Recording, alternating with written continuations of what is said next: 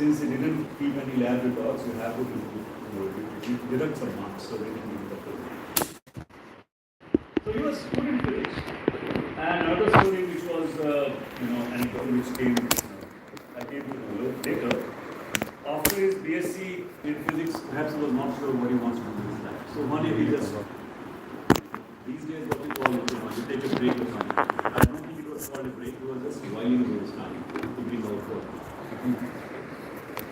And so he had not studied physics for 1 year. And with some of his friends, they took a bet. Okay, so you have not studied physics for 1 year. Let's see if you still can do physics. So bet was that okay, you take the JAM, the IIT entrance test, and see what you can do. So without studying, he went for the JAM and cleared it well and got master's admission in IIT Kanpur. At that time, IIT Kanpur was the highest rank for MSc physics. So that way, somebody who really understood physics very well. But that was not really, because the other students also who understood physics very well, perhaps even better than me. But that was not the point for Ranjan Roy. Ranjan Roy was, even in college, very active in other activities. For instance, there was a case in Ramjas College, I think maybe 81, 82. The principal there, very dictatorial person. So he did something with Karamcharis, the lab staff or security staff of the college. And so gradually the issues became bigger and bigger, and there was a university-wide strike against, this guy was Qatar Singh, but used to call him Carter Singh. Hindi Carter used to be at that time, so we used to call him Carter Singh. So that became a very, big strike that issue then snowballed one after another. They also attacked a college teacher there in Ramjas. So that's different matter though. But Ranjan Roy was mobilizing students, including us who were juniors and teachers, for going on strike. Which was at that point was a very important, I think, a gold standard. Even though at that time the college administration was very good. College administration was much more liberal. I told you, teachers were liberal. College administration was also liberal. In the sense that they didn't penalize students like it's done these days. So the overall environment has changed. But anyway, he was, he was active in many other social activities at that time. Okay. Many other social issues, worker issues, Adivasi issues related to, police violence. At that time, even now, but we don't want to know it, Indian police is very violent, particularly against poorer people, for instance, against Dalits. So at that time, this democratic rights and human rights issues were rising up, becoming more popular. So he was very active on those things. So he was a person of that time. Now, to give you an example, I don't know, there was a film by Mani Ratnam called Yuva. I don't know how many of you have seen it. It came sometime in early 2000s. It was based in Kolkata of, let's say, early 80s. And it is about a story of 3-4 young people in Kolkata. And one of them is a physics student in maybe Presidency College. I don't think they show which college it is, but maybe Presidency College. And that student is played by Ajay Devgan. He doesn't look like a student, but whatever so Ajay Devgan is playing that character. I think the name was Michael. The character's name was Michael. He's a physics student, and he's also involved in in the college. There is some issue with the workers, so he involves in the strike with the workers. And something happens, and Michael and his group of friends are taken to police lockup. In the police lockup, there is a shot in which he is shown writing on the wall equations of universe according to general relativity. And so you see a sequence of equations according to equations of universe, different phases of the universe. And then at the end he's saying, okay, so this is the origin of the methodology of the universe. From relation it comes to. So somebody of that kind who could be very active in other kinds of activities which are also essential in any good society. But somebody is also very good at physics. You could write down equations of physics on a wall of physics problem. So Ranjan Roy was in that sense, that kind of character who would leave an impression on his teachers, on his fellow students, and other people in life. So after college, I told you 1 year he was just whiling around. Then he did economics at JNU Masters. Then he started teaching economics in Hindu College. But then he died very young because he had chronic asthma and something like another, so his health became very fast and fast. So that was a short life, very brilliant, but again very instructive. So our purpose for holding, Ranjan Roy Memorial Lecture series is also to give you a kind of outlook from a different perspective. So we call for this series people who are not, who would have studied physics, may or may not have studied physics, that's not important. But people who can talk about other subjects than physics, or maybe relate those subjects to physics. So in that sense, of course, Nandana is here today. He's going to talk about a very important thing, the female entry into engineering institutes. We can also, of course, talk about science institutes. Physics honors has generally had much less women students than chemistry honors students. There was a small phase in physics honors, maybe 10 years ago, where the number of female students and the male students almost became equal.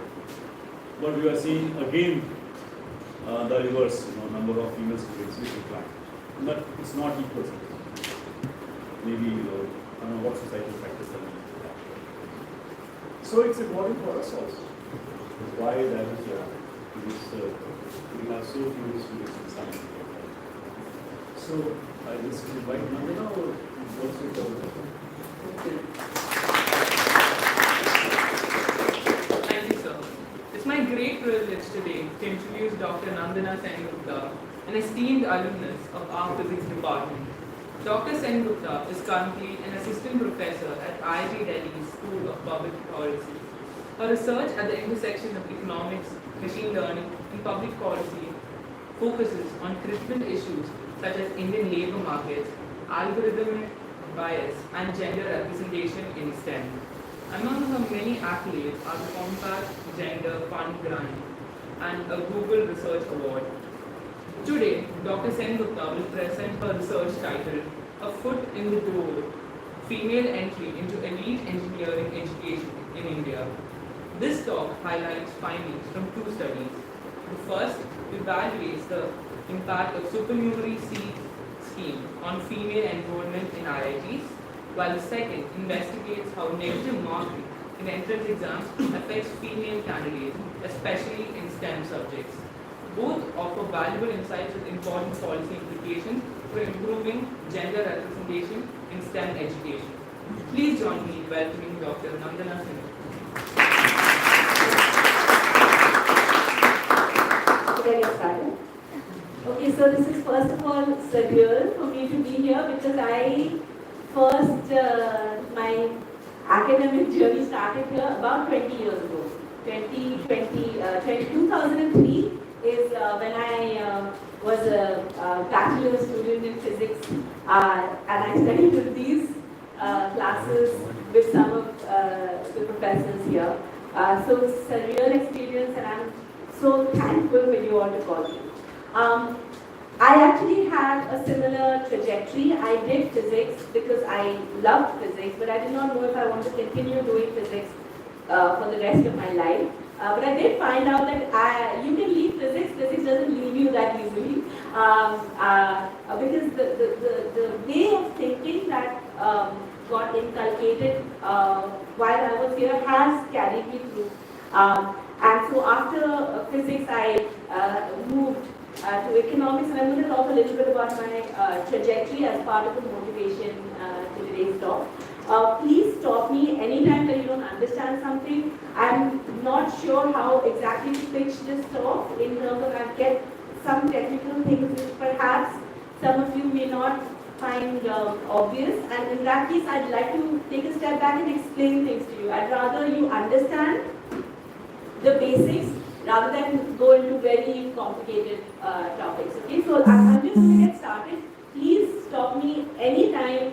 No question is silly or stupid. I remember oftentimes not speaking up, thinking, oh yeah, it's me, I'm the problem. And later on in life, I realized that it's not that. It's usually that you're just a little low on confidence, and many people have the same question. So if any of you have a question or don't understand something through my talk, please raise your hands, and I'll be happy to oblige and explain. Okay, with that I'll get started. I'm going to start with a bit of a motivation. Can you all hear me? Everything's good? Okay. I'm going to start with a motivation, and then I'm going to talk about two papers that were introduced. So the motivation actually begins with my journey in STEM. So I was the sciencey girl in school. Then I did a BSc in physics here in this room. Then I did an MSc in economics and PhD also in economics, and I started my thesis was on the intersection of econometrics and machine learning. And then I did a postdoc, so just to let you know, I did my master's at IIT Bombay, and then I did my PhD at Carnegie Mellon University, and I did my postdoc in computational social sciences at University of Chicago, and now I'm a faculty at IIT Delhi, which is a tech institute. So I just want to tell you some of the things that I heard growing up. When I was in school, I was too masculine because I was doing physics. I was always into maths with my nose in the books, geeky. But when I came here, I realized that I was too feminine. my clothes didn't fit. Like, people used to say, why is she wearing colorful clothes? She's not a serious physics person. There was definitely a sense of a boys' club in my department amongst students, and you were the only female faculty ma'am. So we didn't really have too many role models. Then I thought, oh, I'm going to economics, social science, things are going to change. And then I realized that economics is as bad as physics. At Carnegie Mellon, 100% of the full professors in my department were male, although more than 50% of the PhD students were female. This persists at IIT Delhi as well, by the way, in the economics department, not in the School of Public Policy where I am. Then when I went to do my postdoc, my lab became increasingly male. I was the only female postdoc in my lab at University of Chicago. And then here at IIT, I often find myself doing what is known as academic housekeeping. You want me to take notes, schedule things. Why? It turns out that you're a little bit more caring towards the students. The male professors don't have time. And then, of course, I had to take the maternity break, and that had an impact on my career. And I think throughout, I faced things like casual sexism. I definitely dealt with and continue to deal with part of what is known as imposter syndrome, feeling like you don't belong. Definite lack of role models. You don't see too many female high achievers in STEM. It's changing slowly. And an important point is inadequate physical infrastructure. I think I used to worry so much and continue worrying so much about toilets. Something so basic, and I still worry about it. So these are certain things that have prompted me to look into the question of gender and STEM. Just to take it away from my journey into India's overall situation, India happens to rank 135 in the gender parity index globally. So this is out of 146 countries. The base rate of STEM faculty in the IIT in India is 14%. So only 14% of faculty in STEM subjects is female, and older IITs is 11%. 14% of scientists and engineers in research institute are female. But why is it a problem? Because the worldwide average is closer to 30%. And in terms of STEM graduates, there are 43% female STEM graduates, right? No female heads of any of the IITs, IIITs, IISER, IISc, decision-making bodies around technology in India. IIT Zanzibar has had its first female director in the history of IITs, I think last year. And this is specifically a problem actually more in engineering. I don't know if you can see this. This is Bachelor's of Arts and Commerce, Science, and then Engineering. You see the less than 50% is mainly in engineering, but engineering is a really important field in terms of the future job market, and actually a lot of IAS officers nowadays are engineers. So if you have fewer women in engineering, you might end up having fewer women in many kinds of leadership. Okay? So the literature on this topic of gender and STEM is primarily from the global north. So basically you want to think about Western countries like the US and Europe. It is becoming an area of research in India, and the reason I really like it is that it spans multiple disciplines, something which I like to do. So there is actually a discipline for higher education, in case anyone's interested. Economics, of course, sociology, and even things like nature nowadays publishes a lot of research just on the diversity in STEM institutes. So I'm not going to go into the detailed literature review, but I'm just keeping it out here. We can maybe come back to it later if anyone has questions. So usually we look at the STEM life cycle as entry. So entry into STEM, so the stage most of you are at right now, experience. So once you enter, what is your experience here like? Retention, how do we keep people in STEM? Again, something that is a very important question here. And then how do we make sure that people become leaders in STEM? And I'm not going to go over the entire literature because I mean this is the highlighted literature, but in case anyone's interested, you can come back to it later. Okay? With that kind of motivation, I'm going to dive straight into the first topic. To my mind, this is very interesting. I am currently a principal investigator of a large grant where we are looking at women in IITs. Okay, and as part of that, we looked at what is known as the supernumerary seat schemes for girls in the IITs. I'm guessing many of you know about the scheme, or at least heard about the scheme. Yes? Yes? Right? But I wonder how many actually understand the scheme, because being in IIT and speaking with IIT professors, I realize many people even within IIT don't understand how the scheme works. So that's what we kind of did in the first paper. Again, this is making the same point. You can ignore the colors, that's by social group, but you can see the gender trend. In Bachelors of Arts and BSc and Bachelors of Science, you have women approximately 50%. Throughout from 2012 to 2022, about a decade. You actually have something slightly more than 50%. There's been a dip here. CUET came up. This is BSc. But if you look at BTech, you have less than 30%, around 30% average girls in a class. Masters, things are again reflecting the same thing, but you have more girls in masters. So the problem really is an engineering problem. And then within engineering, you have an abysmal situation in the IITs, still the supernumerary seat scheme. So what happened was, in the IITs, historically, the gender balance was skewed. About 20% of those who registered to take the JEE exam were women. About 12 to 15% qualified. But about 8% of a classroom consisted of girls. So basically, and this is for ages. Okay, this is not something, that number that was not changing. That was kind of flat at below 10%. So that means in a class of 50, you have 3 to 4 girls. Okay. So to address this issue, the supernumerary seat scheme was introduced to increase female representation in IIT Delhi classrooms, to at least 20%. Okay, that was the aim of the scheme. There was a phased out implementation from 2018 to 2020, and despite the algorithm designed to be fair to males, and we'll come to that shortly, there is this idea that girls are stealing seats, they're undeserving, and so part of my research is to understand what is the algorithm doing and how is it playing out in the real world.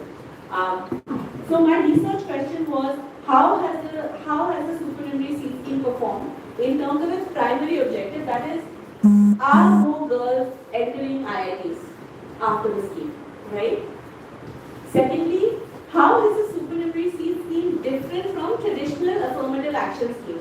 This is also very important because there is a fundamental lack of awareness about how these schemes are different from each other, and it's really important, as you will see. And methodology is very simple for this paper. The next paper is slightly more involved. We just look at official JEE documents that are there in the public domain, and we just look at the trends and cross sections. But one thing that we do is we go deep into the algorithm for seat allocation, and then we find what the implications of that algorithm is. So it's actually a computer science algorithm, and we kind of want to understand how that algorithm is designed to be fair. Okay. Any questions at this point? Okay. Okay, so I'm also going to quickly go over some of the literature. So why do we have such low female enrollment? There are some identified factors from literature. First of all, parental aspiration and expectations from girls itself, it starts at that stage, even before, it's called pre-entry stage. Even investments in education, oftentimes in India, girls actually get, parents spend less on female education, coaching centers, etc. Institute locations. You may not want to send your daughter to some place which is kind of far away. You don't want them to travel late at night. Maybe coaching institutes are far from home. And these things actually have a downstream effect. Certain disciplines are considered masculine. Actually, I have a plot which I haven't put in here, it's in the appendix. But mechanical engineering, if 30% is your average female enrollment in engineering, mechanical engineering is less than 10%. This is all India, not even in IITs. So there are certain disciplines that are considered too male, right? And we kind of want to understand some of that. And then what I'm going to explore in my second paper is the nature of the entrance exam itself. And it's quite interesting for us to think about it. It was interesting for me to think about it. How do we get in to these elite institutions? There is some kind of filtering mechanism, and what if there is bias encoded into that filtering mechanism, right? So we're going to study some of that later. So we also find, and this is also very interesting, is that once females get into higher education, they actually perform better. And this is something I don't know how it is in Delhi University, definitely seen in IITs as well. Female students are just generally academically more successful, once they're inside. And other female affirmative action schemes have happened around the world, and so I'm not going to go into them, and I'm going to jump straight into just showing you the trends of what happened before and after the scheme in terms of female enrollment. So what we have over here is 2013 to 2022 data on the proportion of all students who registered to take the JEE, who qualified to take the JEE, and who are allotted a seat in the JEE. In 2018, supernumerary seat scheme started, and we see that just basically on the face of it, the scheme has worked. How? Basically, you had about below 10% in 2017. This is quite flat. So although approximately 18 to 20% girls registered, 18 to 20% of the students who registered were girls, about less than 10% were actually allotted seats. But then what we see is in 2018, this goes up to about 14%. It was a phased out implementation, then 17%. And thereafter, we are interested in the green line. The green line is telling you what proportion of girls enter an IIT. And we see that it's about 20% since 2020. So on the face of it, the scheme is super successful. But now what we want to understand is a couple of things. First of all, are there regional differences? And we want to understand what is the algorithm actually that is putting girls into different, allotting girls to different seats. Okay? First of all, if I just want to look at the regional differences, I can look at the 7 zonal IITs, these are the older IITs, and we see that IIT Madras has always been sending more girls. Right? There are certain other IITs like Kanpur where you actually had historically even fewer girls than 8%.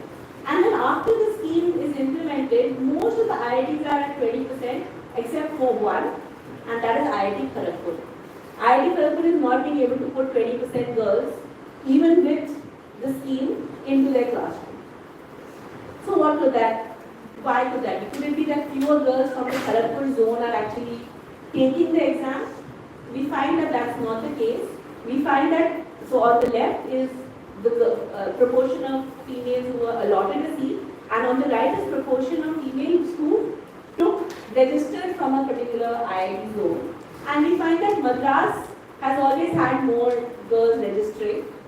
But actually number 2 is Kharagpur. So Kharagpur has also had historically more proportion of girls registering, but it turns out that eventually girls don't take up IIT Kharagpur. What can anyone think of why? What could be reasons for something like that? Why would you see fewer girls at IIT? Although there is a reservation, although there is an affirmative action scheme and there are 20% seats for girls, those seats are not getting filled. Can anyone come up with a reason? Yeah, go ahead. Location of the college. Location. Yeah, I mean that's most likely what has happened. Is that IIT Kharagpur is kind of in the, it's not close to a big city. So that is one of the concerns that we are looking at. There are also again masculine disciplines. There are such, IIT Kharagpur has more of these mechanical and they have some aerospace. There are even deep sea metallurgy. Yeah, metallurgy and things like that. Wouldn't it be better to see not registering but actually taking the exam? Women actually, we don't get data for that. So we get data, what we get from the reports is registration, qualification and allotment. Yeah. The question is this 20% thing, so is it state level or can you go across to any IIT? You can go to any, so good question. So it's not state level. This is for all IITs. So basically, in fact that's what I'm going to go into, every branch in every IIT has to now have 20% of the seats which are allocated for women. But how those seats are calculated is actually where the crux of the matter is. We are coming to that. But this is true for all. Yeah. Yeah. Is the 20% taken from this particular No. neighborhood of that No. state or is it for India? So a girl, suppose I have gone and taken the exam, I take the exam and then I fill in an entire preference list, and that will be all over India. So girls, Is this preferences taken before the exam happens or after your get your rank? I think it happens afterward. Mostly people fill in the entire list. Yeah. If you look at all the female candidates who are appearing for the exam, let's say from this paper, Yes. is there any disparity between the number of female candidates in this paper take the exam relatively less or more? So at least what we are seeing is that we see that Kharagpur actually has slightly higher in terms of proportion of students. No, so actually, What I'm asking is if the number of girl students, Yeah. girl students who appear for the exam, Yes. Yeah. normalized to something, does it Right. really show any anomaly in West Bengal as compared to other states? So I believe it will be on the higher side, if not in not that's big. because they don't have the data for people actually. We don't have Yeah. to make up Yeah, exam. that's what We are I'm using saying. register as a yeah. So this is the reason this is different. There could actually be a big difference between registration and appearing. So couple of points here. One is that this is the kind of issue that you will come across in social science which you won't come across in physics. Because in physics you do your study data collection in labs. In social science you really want that data, but you just have to use some other proxy, which is registration. Having said that, we've done a lot of in-depth interviews, and I don't think this was it. So I think registration and appearing are quite more or less. There will be a lot of other issues like parental investment. How much money are they putting into their education? Is there a fee difference also across IITs when you look at Kharagpur or Madras? I'm not sure about that. But basically, this is a puzzle, right? This is partly a puzzle because Kharagpur is the only one that's not meeting all other IITs, and we have also data on other newer IITs. But what is more interesting is how are girls getting into different seats. So one of the things that has happened is A lot of people say, oh, वो तो girls quota से आई है. So now what has happened is there were girls who would have got into IIT anyway, but they are now being clubbed together with girls who would not have got those seats. Because now what has happened is there is this idea of girls quota. Now we are going to try to understand how the algorithm works. Okay? And I'm sure some of you may have also been thinking about it. So there are now for every branch institute fair. So let's say computer science at IIT Delhi, two types of seats. One, they are gender neutral seats. They're called gender neutral. So this is however many seats. For example, in computer science in 2017, how many seats male students occupied? They are now called gender neutral seats. Okay? And then there are female only seats. So this is pre-supernumerary, how many seats were, so for example, let's say computer science at IIT Delhi, suppose there were 40 seats that male students occupied. And so those are now called gender neutral seats, post-supernumerary. And suppose there were 10 seats that females occupied. No, let's say there were 5 seats that females occupied. So now you have female only seats, which is those 5 seats plus a set of additional seats that were created so that the total number of females is 20% in class. So just to show you what that calculation is like, pre-supernumerary you had male students and female students. Post-supernumerary you now had gender neutral and female. Gender neutral is the same as how many male students there were previously, but female post is actually, there's some calculation that you can do to see that female post is basically 1/4 of what number of male students there were earlier, and so eventually you have this kind of a fraction. So female post upon total post supernumerary is 20%. So the main thing here is that seats are added depending on how many women were already in class. So for example, in a class where there were already 20% girls, such as biotech, you don't need to create any new seats.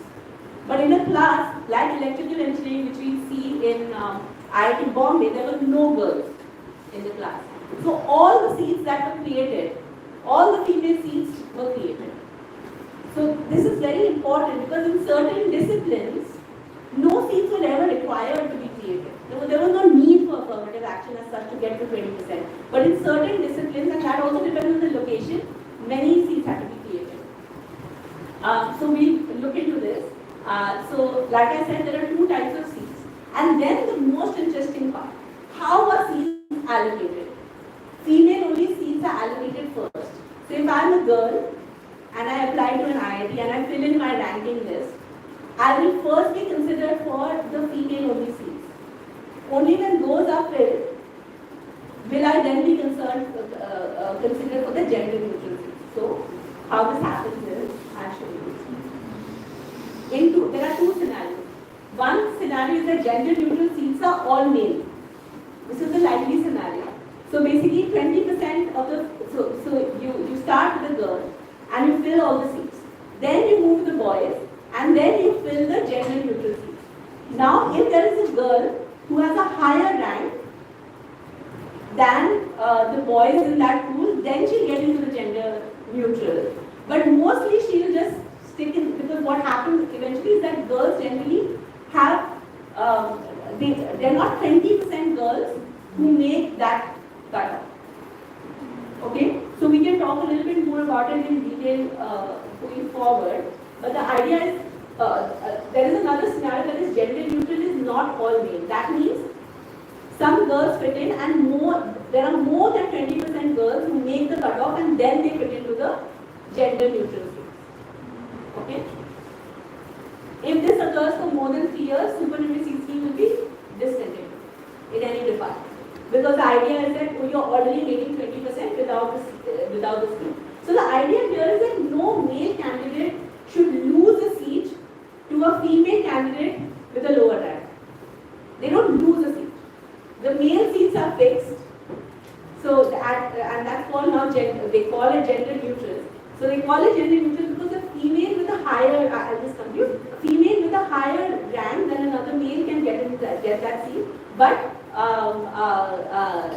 that doesn't typically happen, and that generally goes to males. Yeah. You're saying that the female category is filled first. Yes. So according to the merit, Yeah. you're filling. Yes. And then you're filling the male Male. category. Now, the male category must be scoring very high. That means all the girls who are taking these seats are higher because someone is spilling over from this category. It's much higher. That means all the girls who have got, they would have got anyway. No. So this is how it happens. So let's say like this. All the girls' seats are filled in first. So female only seats are filled in first. That only girls are eligible for. Then gender neutral seats are filled, for which both male and females are eligible. So the only girls who get into the gender neutral seats are the ones who have got a lower rank choice in a female only seat. So I'll tell you what actually happens. What has happened is computer science now has many more girls, and the rank distribution in computer science is about the same. Biotech, which used to have a lot of girls, now has girls of lower ranks because those girls are going to higher rank departments. Earlier, those girls, so let's think of the traditional caste-based reservation. There, what happens is the common rank list gets filled first. So suppose I am a reserved category candidate.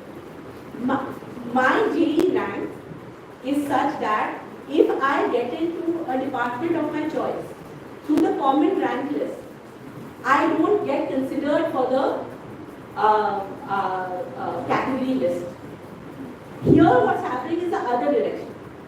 If a female gets into a department on the female list and she has a rank categorization, she will not be considered for the next list because she's already got into a preferred choice. So what happens in the standard reservation is that you may get into a preferred department through a category list, but a common rank list you might get into a lower department. What this is doing is that girls are getting into their preferred departments at lower ranks. They might have a lower rank, but at that lower rank, because the female list is being filled first, I may have access to a higher rank department. So I would get access to a computer science or electrical engineering department with a much lower rank because now there are seats for me specifically kept aside. Now when I come to gender neutral, a girl is only going to get a gender neutral seat if she has put that particular department and institute at a higher rank than whatever she has got in the female only category. So basically what it's doing is that the distribution, the rank distributions are changing. I don't know, this is a little bit nuanced, it is a little complex, and a lot of people even within IITs find it complicated because then eventually they just think of it as reservation. But the key difference here, there are two key differences. One is that how the seats are calculated. It's not, I'm coming to that.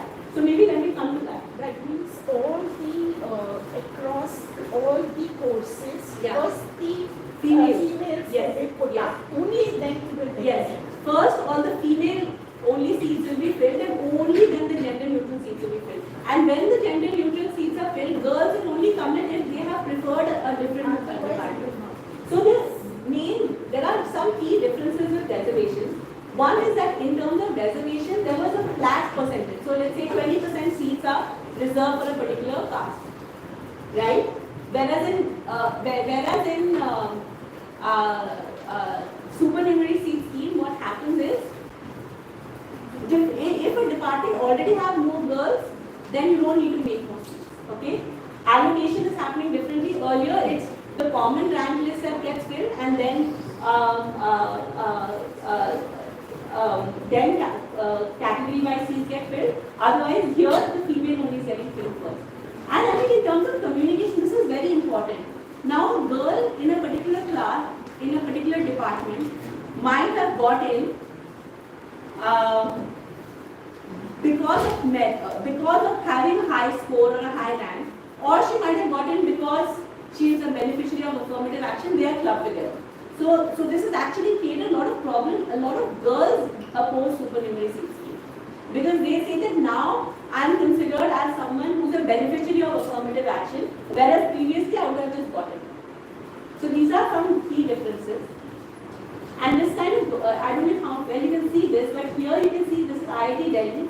In biotech, 0% of the seats had to be created, right? Whereas in Bombay, the electrical engineering, 100% of the girl seats had to be created. So this is basically telling you the supernumerary seat scheme in itself is, there's a lot of variation. So the scheme is broadly successful in terms of improving gender ratios in the classroom. But there's a lot of heterogeneity in affirmative action. By clubbing together beneficiaries and non-beneficiaries in the female-only list, you are creating some kind of confusion for the girls. There is a lot of lack of transparency regarding the implementation today. So many girls actually don't understand what's happened to them. And it's not available on most IIT websites, etc. In the classroom, there is a sense that what they say is girls have stolen seats, steal a narrative. Although the scheme has been specifically designed to make sure that no boys lose a seat. There's a narrative that girls are lowering standards, and then of course girls go through imposter syndrome. And so basically we need better communication, we need better support in the classroom. And now I'm going to come to the seriously interesting part. How do girls fare when they get into your IIT after affirmative action? Yes. One thing, India is very unique compared to many other places that whether you get it or not depends on just one parameter. Yeah. Yes. While in other places it's exam, entrance exam is there, but it's not only that. Yes. Yes, exactly. So we are going to little bit look into that next. So it's exactly right. Why should one exam be your entry point? So we're going to look at academic performance before and after the scheme, and there are other things that we can look at, but I'm going to now look at academic performance before and after the scheme. So how do students perform academically once they are in the system? So these are, according to me, the two most interesting plots. So this is CGPA for girls versus boys before supernumerary seat scheme. Green is girl and red is boys. In IIT, in a particular IIT for which we have data, on average in the first 2 semesters, girls, they typically come in from lower ranks. They generally have lower ranks. They perform slightly worse. And then from the 3rd semester onwards, they actually start, their mean CGPA actually starts overtaking male students. And by the end, there's a huge difference. This is before supernumerary seat scheme. So girls enter at lower ranks, first 2 semesters, they take a little bit of time. And then from 3rd semester onwards, there is now a disparity. What happens now that supernumerary seat scheme has come in? Now the supernumerary seat scheme has come in, what would you expect? That now you have many more girls from much lower ranks. So you would expect, okay, now there's going to be a change. And there is a change. Now the dashed line shows it. So now girls take longer to catch up. So 1st, 2nd, 3rd, 4th. For a while, they're not catching up to the boys. But by the end, by the time they're getting out, they're catching up and on average doing slightly better. Even though they're coming in from affirmative action. This is a very big result. If you think about it, earlier you had 8% girls in class. You now have 20%. That means about 12% of students have much lower ranks. The rank distribution for girls who are entering post supernumerary is much lower. But by the end of it, they are catching up. Why is it that increase in CGPA for boys also after students? I mean, this is that particular semester. I mean, this is a cohort. It's not that particular cohort. One thing that happened in our data is probably COVID happened and some things happened online. So what is interesting to see is the difference between The gap the between gap, males and not the absolute value. For men, it's almost remaining flat in that. Yeah. So if you look at, if I go back, this to me is super interesting. And I don't know if we can do this kind of analysis for even BSc physics over the years, right? You can look at what happens according to as per different cohorts. Okay. So now the question that this kind of a plot begs to differ is the question that you ask. Do we really need affirmative action, or is there something wrong with our screening mechanism when people enter into higher education institutes? Okay? Yeah. 15 minutes? Okay. Yeah. here we ask this question, does negative marking lead to gender exam taking behavior? And this is experimental evidence from India.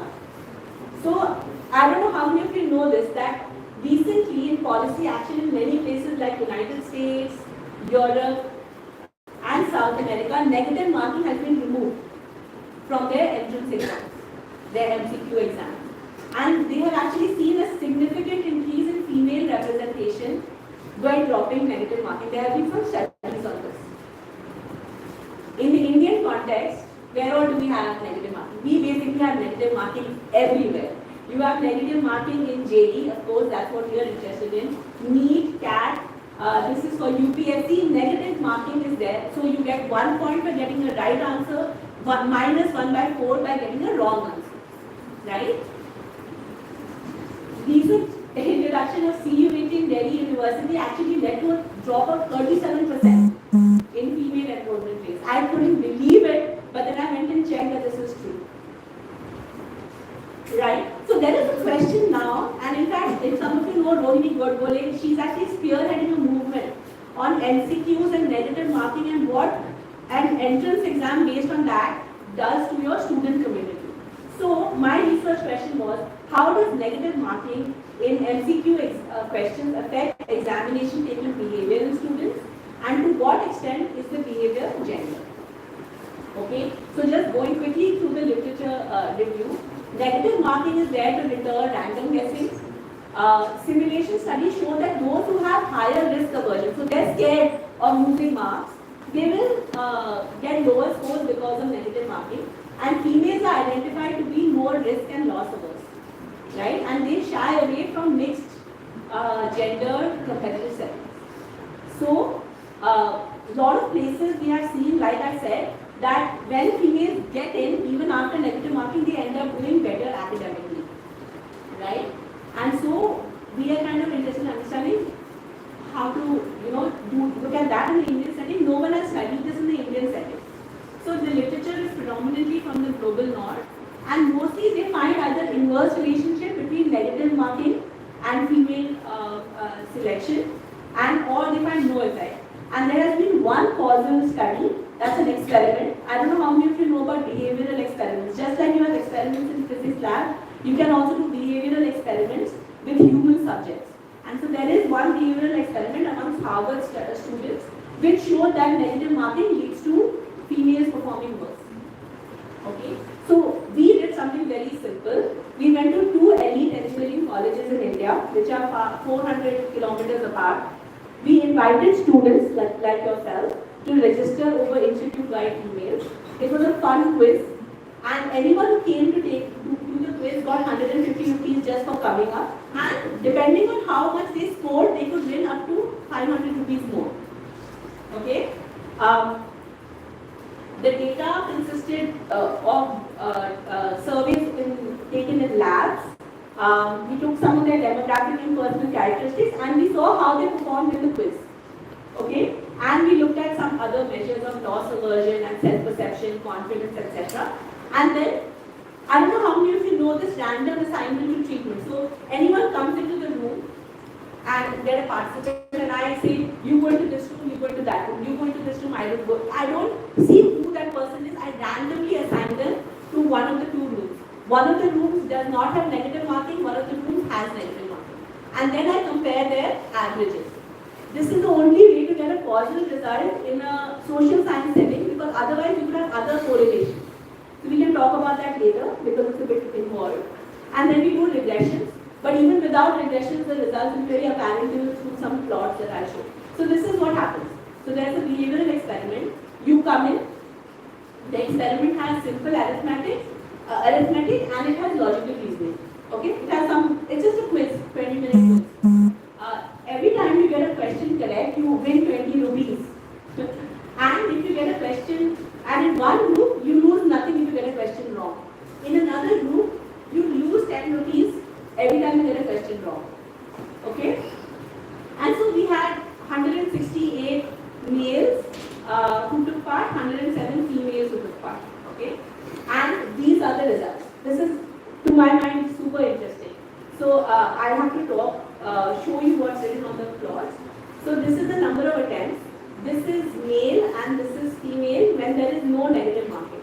So if you look at the number of attempts, there is no difference. But if you look at this one, when there is negative marking, males are attempting about the same, but females are suddenly attempting much less. There is a significant drop in female number of attempts if there is negative marking. Then you look at how many are they getting correct. Without negative marking, there is no difference between males and females. With negative marking, females are getting much less correct. They are answering fewer questions, so they probably are getting correct is lower.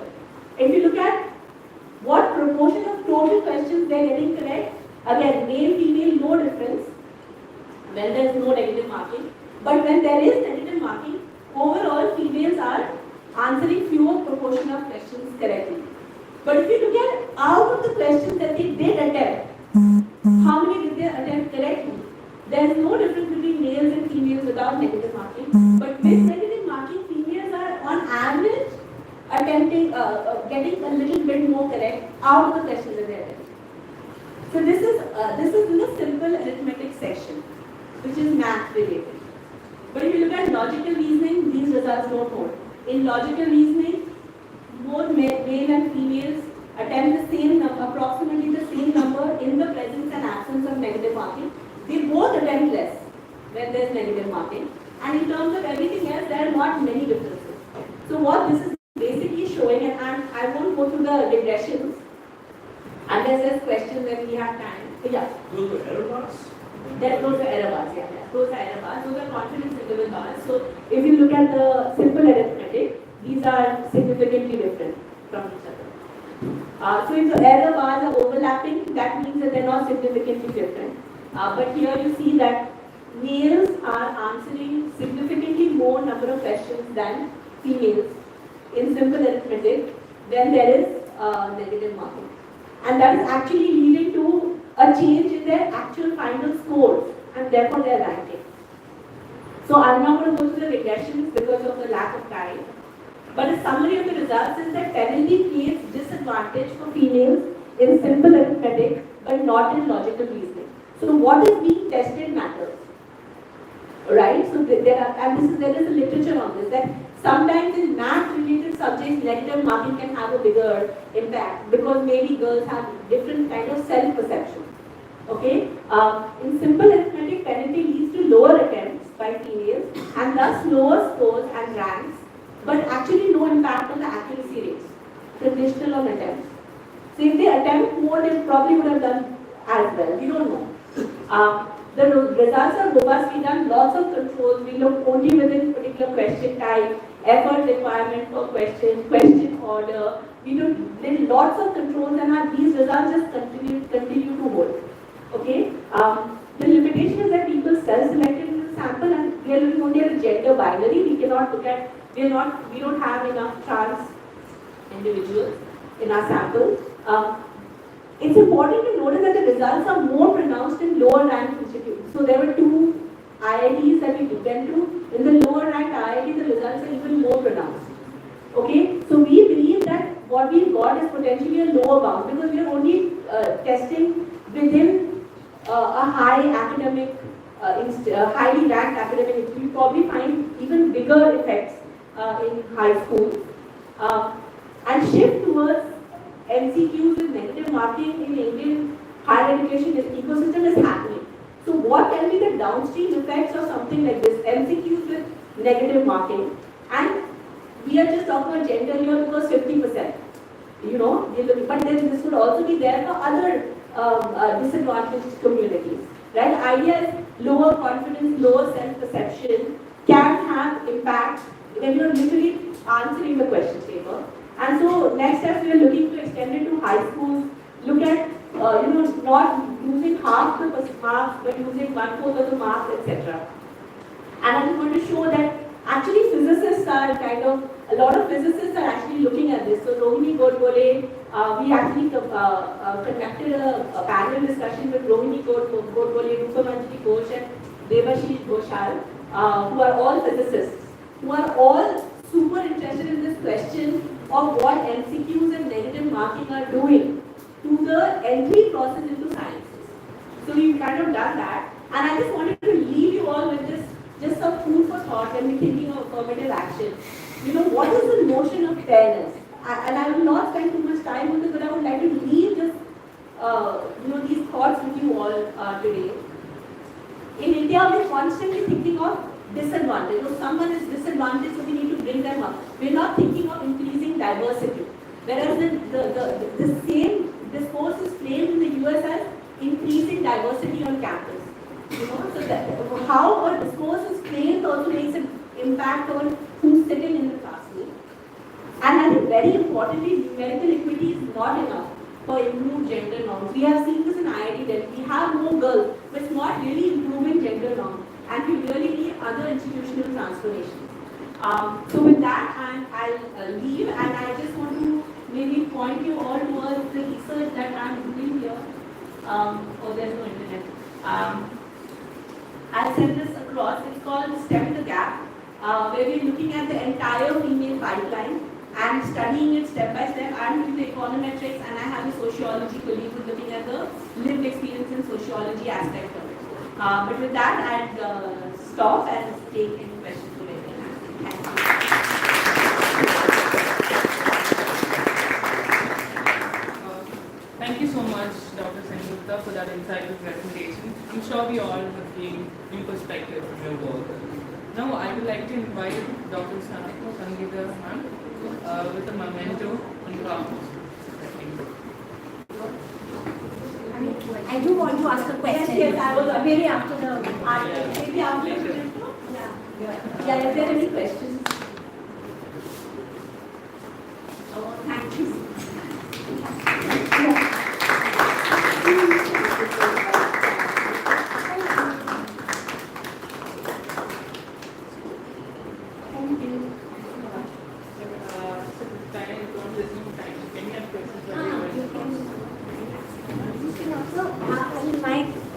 They will not be interested. My question is mainly on, you've been looking at effects of structured policies, like yes. You have something like here.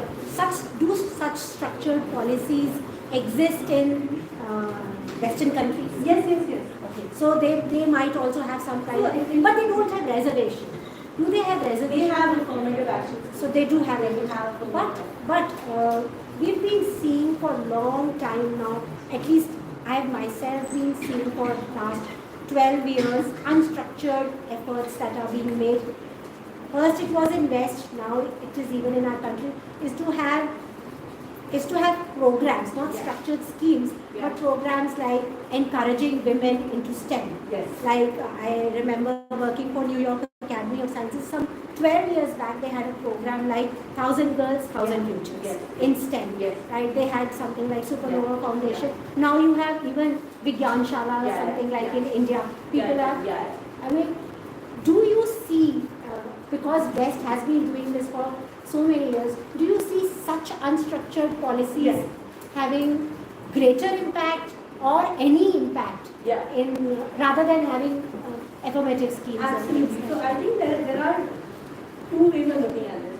Those are irreplaceable. So for example, even in IIT we have a STEM mentorship program where high school girls are brought in and work with them.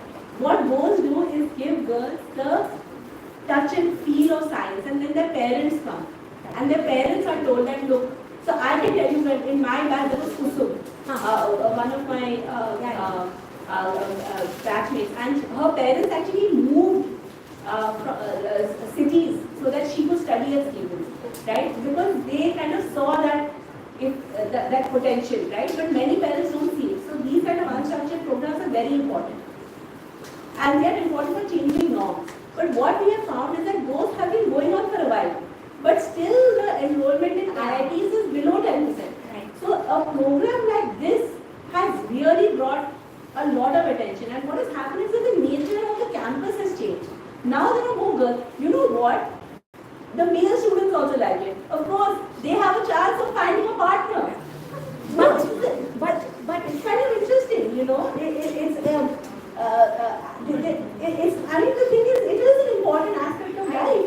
You've got like this fully male institution. The whole dynamics changes. The whole dynamic. And girls have been shown again, if you look at these personality traits, girls tend to be more conscientious. Yes. So one of the things that they say is that having more girls in class, and like the point you raised, one of the things that we were wondering is it that having more girls in class is just improving everyone's CGPA, because everyone is, they're competitive, girls are more conscientious. Probably they have more motivation to come to classes. That also. If they have. I mean, on the serious note, I was going to ask, but, I mean, if you look at such schemes, right, you are kind of encouraging women, like you yourself said, in electrical engineering, electronics engineering, probably